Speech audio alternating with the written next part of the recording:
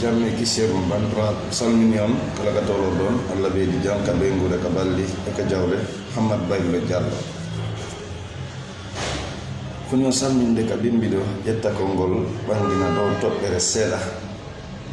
bawo yimde windan den partageande yi commentaire ji be sukabe meden kon non ko aji kon jama be hawje commentugol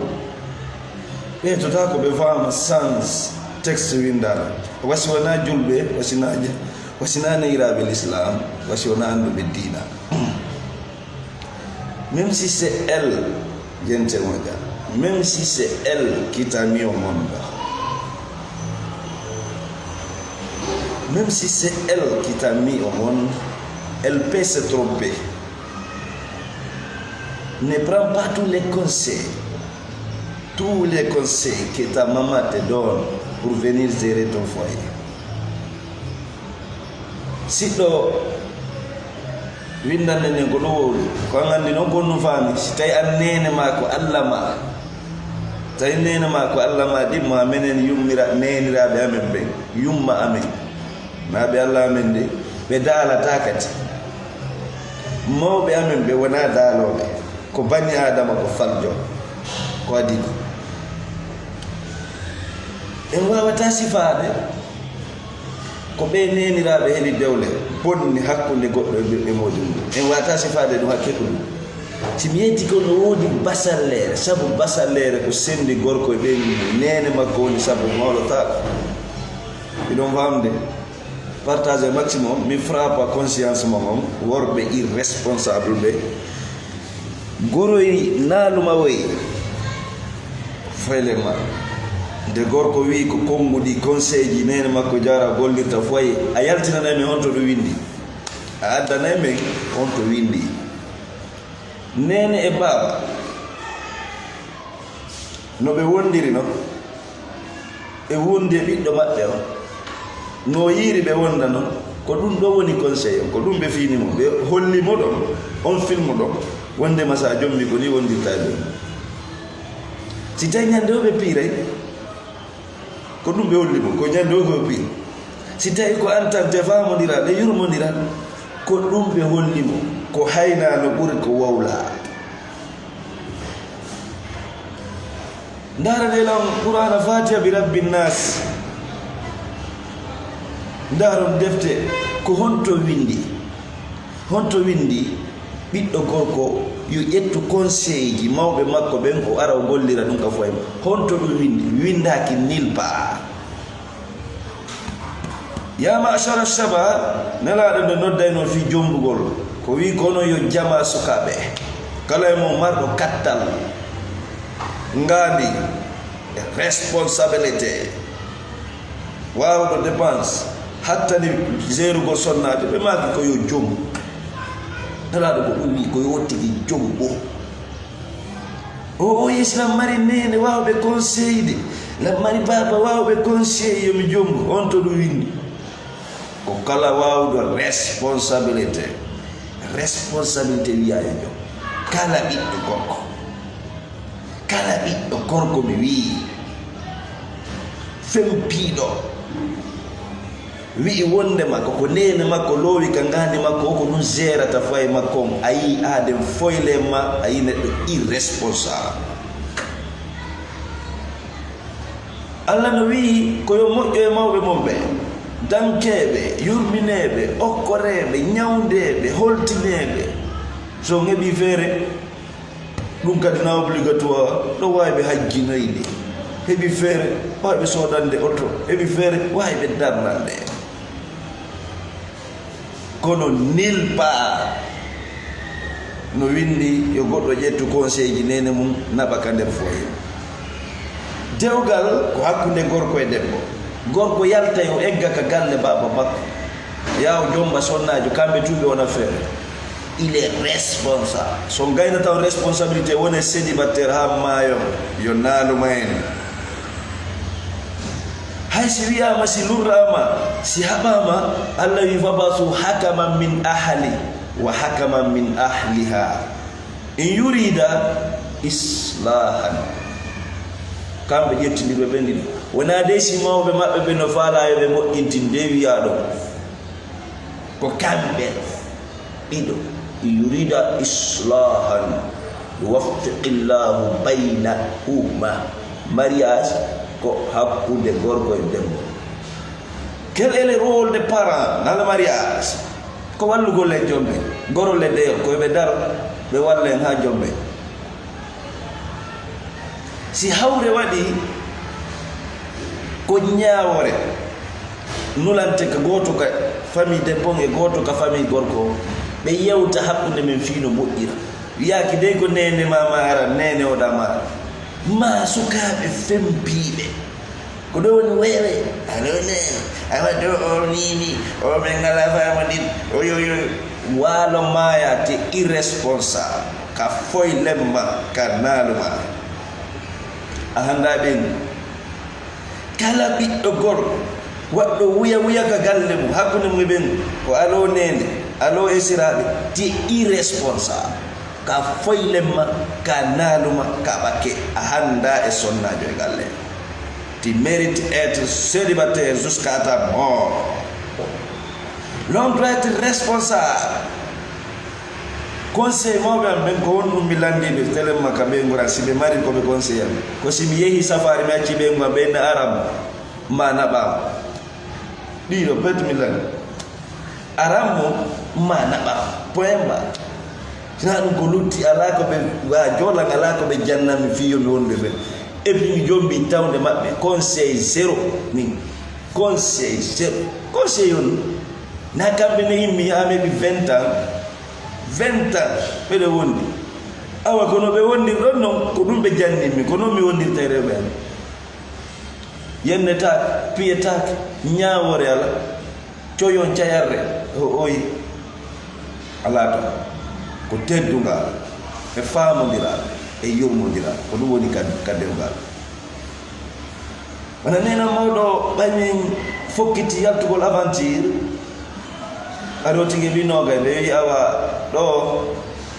on jalɗi joni e wi hande kadi Allah dandu men piigol wo ko hunde wotere petti men piir taw hande kadi ko so jomboyi ɓiɗɗo goɗɗo gaddi galle ɗo o wi on piyay on yeeso amen o wi son piimo men piyay ɓiɗɗo goɗɗo amene ko ɓe neniraɓe men mari enen ko ɓe neniraɓe men jogii hay si neniraɓe amen ɓen no mari ko ɓe yewta men on ɗum de ɓe mari hon ɗum nenira o mari ko yewtala min nene kon ɓe mari ko ɓe wolanami fiino mi wondira ɓe ala min wi ɗum ala hay e hunde ala hakkil hay e hunde mi wi yewtere nde nene e baba waɗanammi ɗo sona wiya ko muñagol point ba e ɗulle Allah no wila yomi muño e piiji ɗin fof o haray ko ɗum sukaɓe naalumaɓe probléme waɗay tun ko nene maɓɓe ɓe noddata baaba maɓɓe kon irresponsable ko wona o ɓiɗɗo gorko ko on foylema o woni pré jombugol on ƴetta responsabilité mo gon ka juuɗe min miɗo jombude ko min Allah halfini o arrijalu qawwamuna ala nisa Allah wi fankihu ma tabala gorko tun no wawi made jombana hoore mum hay waliyo sera pour lui kanko wonanda hoore makko gorko tellement que responsabilité makko ko mawni e dewgal il est responsable arrijalu qawwamuna ala nisa fankihu onon worɓe fankihu ma tabalakum eno la Sénégal way wonde siɗɗo an goto ala ɗo nene baba ala bappa ala mi ƴama ɗo mi jomba min gorko miɗo hattani komi responsable kono noon debbo okkitirtake ɓawa waliyu ko noon no wawi jombude kañum tun jomba responsable hoore awon jogoto responsabilité mawɓe mom ɓe ngala programme ka fo way e nder dewgal mo windaki nulle part mi indi nulle part Allah ko yewdi fi yo goɗɗo moƴƴo e jibimɓe ɗum ɓen suratul kahfi e l'isra wa wassayna al insan e suratul luqman wa wassayna al insan e suratul ahqaf wa wassaynal insan no fop si ko Allah yewti do ngayyata don fi Allah no wala hawa baba enene jomba middo on hawa yobe conseil mo e wat pat winda kinil pa mo wona pre responsable woyo full kanno taw jombo bibbe yimbe be nal hakkil yumirao kere nganda ne ngra membe por in koy nalu ma en anda conseil di mabbe di en anda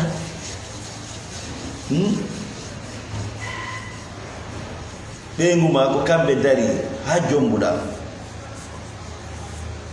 wada mo piji go be ya anantai bandira asedoto sitay tu wana o responsable wata jombu bi go kala no biudo ko conseil jama on kayasi golle takafo wata jombu bi go ti responsable awone responsable si etta bi go wada ka babandira worbe ono mi woni wolande okay de taw goddo dum dum ko sama kala ino bidda men gondo men nei hanjandi labama moji men okkima dum ko responsabilité mawlana o tigino doit être de responsabilité mum men goddo o katala minna ko be ko yasi jonna tala ide mo golla fena mido jento non conseil di video ji ko feccata ko honno wondirte ko honno do wondirede ko honno wadirta attira be nguma ko honno be ngota attira ma dinno voyi dan jento gollitira kono ko honno hakkunde amen moƴƴirta mahasi hakkunde amen haɓi ko honno men serita ɗum wona wondo wolata nder ton de ɗum wona wondo katandu ko mum ay mawɓe ɓe won ko ɗum waɗi affaire dewgal même a noddude janano mo jeyda few ɗaɓɓiramo feere e probléme foye ma on o ɓeyditane ɓuri moƴƴude edi même ɓe ka nder suuduma maɓe heɓɓuɗaɓe ɗin andi goto e min jombaɗo tawa famille o fof ko d'accord hay e goto ha hande ɓiɗɗo gorko jombali ka famille mum famille o fof wona d'accord jamais woday opposé awa si woni hakkunde mo moƴƴali tun woday weltiɓe bandira wara ko ɗum sukaɓe kala ka won ɗon so wona pré responsabilité foyer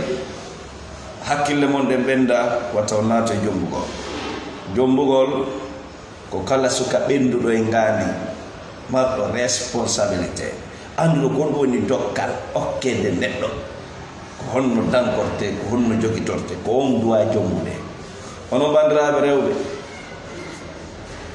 wonɓe nanande mawɓe mum gollira ɗum e foyeji mum jokke onon kan ala ko mi wolo ɓay miɗo andi on accata mi ko fi worɓe ɓe mon wolande ɓe ƴettu responsable onon miɗo andi onon e nene mon koni si tawi koko yiite ɓe ɗo watta on jogo o wona e ɓawa maɓɓe ana to yiite onon rewɓe ɓe miɗo andi goɗɗo wajotagon fi nene mum woɓɓe mon noon no mari barke kadi woɓɓe mon ko ɓenduɓe finuɓe wonna ko woni woɓe ƴettata en konnguli nene ma awa haray ko waya wowli kon ko ɗum bandiraɗo wona fi ko yummama jibinma holli wondema kala ko ɓe yewtay ma koko nafay ma a nanano fuɗo ko wonene ƴakkata ko haɗi tuttana ɓiɗɗo mum fenade wallahi ɓe tutta ɓe sikka koko weli ɓe woni tuttude ƴakkatawa koko haali LP se trompe bandiraɗo bani adama kullu ibnu adama khata kala ɓiɗɗo adama falde kala bani adama wopay ngol konngol nene ƴakkata ko haɗi tuttana ɓiɗɗo mo hiɓe tutta ɓe sikka koko weli tawa jakka koko haɗi lammi carbandiraɗo aw harami torike ka wondigal woni responsable dewgal ngal ko ange mi woni responsable mangal gorko on ko min jogi galonji ɗi grade on ko min arrijalu qawwamuna ala nisa ko min woni patron o aray ɗum ko teddungal moɗon bandiraɓe Abdourahmane miɗo naɓandema bandiraɓe rewɓe rene conseil mawɓe ɓe tentinono ɗumbitirɓe gaɗa ɗo nene baba taneyla moƴƴi daare intérêt foyer mo on heɓon hakkil ɓende ka ngandi bandiraɓe. Assalamu alaikum. Assalamu Abdourahmane nala toon anno fewde musidɗo ɗay jam alhamdulillah be ngure jam to no hayfi yettude Allah ko goddo do windi wonnema wana fi ko kanko jibimma wondema o kadde kanko kadi wana ya ƴettu conseil ji makko din fof ko jonnete ko gollitira ka dewgal ma ko wonmo non ko nene jara woni ko be sappi kono mi ko mante bisukabe go don ko min hay doni ataku nandi kambe sikude nene ko dalo ara nene woli wo ko dum woni gonga de ngandi non ne be walla en ha jombe be walla en kadi ha o yaha on a tout de preuves on a beaucoup de preuves la henti dal budi hala ko nordo sabu basallere sonnajo habana fe kama hota kono woni ayo aray lam fala yewtude seeda on 6 heures ko 6 heures labado 6 heures wondo important no nder dewgal nene no mari place place nene ma ko kambe tuma kipoto goto wata mo kipade biro malasi nene no benguma place makon ko kanko tun kadi wa mo kipade sina anjombu wa makko adduda no partage banga partage no conseil ji mawbe men ben tere makka dewle ko jettete no ko dun si cerno windu don ta'limul muta'allim wi wo o wi wo afdalul ilmi ilmul hali wa afdalul amali hifzul hali نعم ما معنى حفظ الحال كيف نحفظ الحال وإن لم نعلم علم الحال كوني حفظ الحال نعم جوني ستاي par exemple ɓiɗɗo ma angiɗo ñande on ɗon Muhammad Bashir moma ko sey joni inde nden dogay ka noppi am Allah waɗi barke makko ñande o wi'uma baba mi falama jombude haɗay hiɗa alandotomo ilmul haali on ene ko honnum woni rôle ɓengu ko honnum ɓengu watte kon to woni place ɓengu so andi ko honnum woni sonnajo ko honnum woni rôle sonnajo e foye andi ko ilmul haali on andintamo ɗum wano ɓengu ma ɗon o waɗay ɗon piiji goo ɗi muuse kono ɓay hara hiɗa mari ilmul haali seke a jangino alhaali maɓɓe on hifzul haali on konka ka hakkille ma direct inna ɓe ko ni wayi goye déjà ɗo andi ɓe jippina température ma on jippina température ma on famotiron sonnajo on kadi si tawi mo mari ilmul haal sa derayi tum hifzul haali on aray konka ka hakkille makko ina ɗa andi ko ni worɓe ɓen wayi hifzul haali on golla ɗon ko ɗum woni afdalul ilmu ilmul haal wa afdalul ilmi ilmul haal wa afdalul amali hifzul haal c'est-à-dire si ilmul haali ala hifzul haali arata ndi ko tuma janguɗa si dewikin jonno mawɓe men ɓe Allah inni suratul luqman بعد أعوذ بالله من الشيطان الرجيم بسم الله الرحمن الرحيم ووصينا الإنسان بوالديه ماذا إحسانا وإنا الحسن كويكو إحسانا نعم وإنا لمؤجرين ndiko nakiraari ɗon o addaali o innaali moƴƴere nden seke kawi ɗon ihsana o waɗi mo kadi ifnud c'est-à-dire ko taw kala moƴƴere no ɗon ko ya waɗanɓe moƴƴereji ɗi fof kono o précise toon ɗon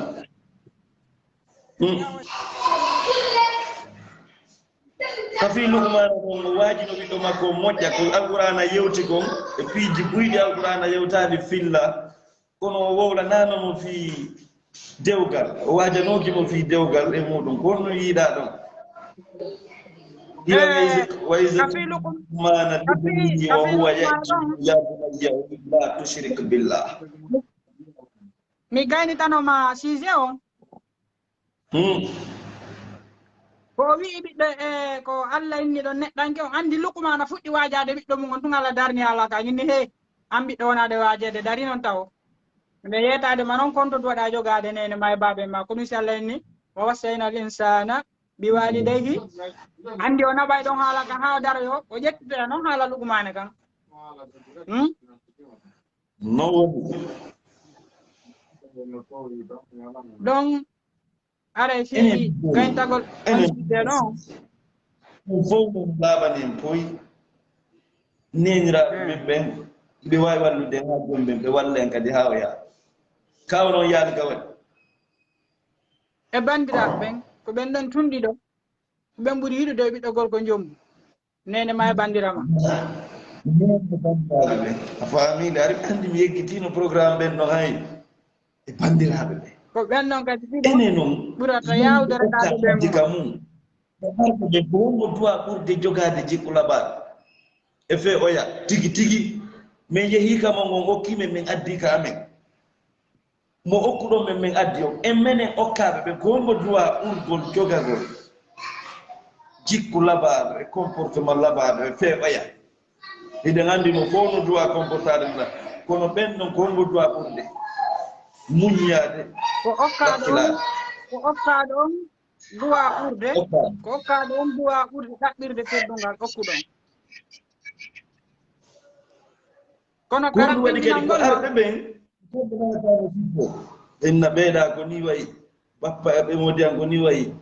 kaw makko ko ni wayi miñira makko ɓen ɗum ɗo ɗum enen worɓe ɓen nani jamais yiɗen sikko ɗum ko ɗum addi ɗum kaɓay kamɓe kaka men joni ɓe woni ɓe andi famille men o ɓe wondi e men joni ay enen jamais yiɗe wiya esiraɓe an ko ni wayi ɗum ɗo fayda nanata ɗum ananta gorko no wowla finde esiraɓe mum few ma kottiraɓe ɓe ɗumma ɗum ko kamɓe arata ko ɗum waɗi joni noon arugol sonnaɓen ka foyeji modèle ɗiɗi no toon sonnaɓe gono ara ka foyeji ara ɓe andi ko dewgal addi ɓe ɓe ari ɗo on ko ɗo ɓe hurata ha ɓe maaya ko ɗo woni hoɗo maɓɓe ngon ɓen ɗon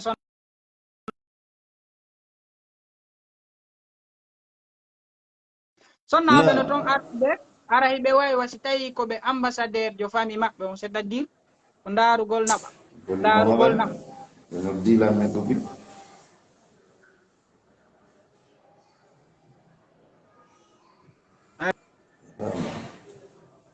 onon ɗon nandela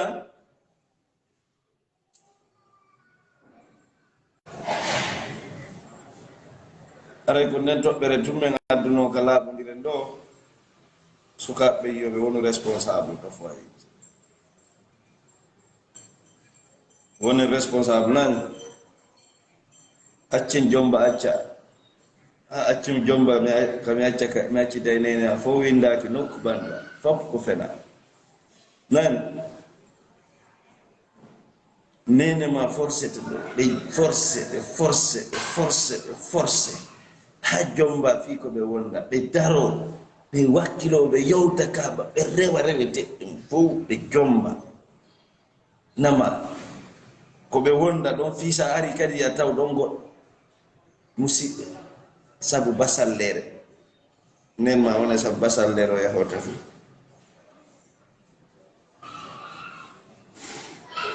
pare ko ye watta ino na woni responsable salmi kala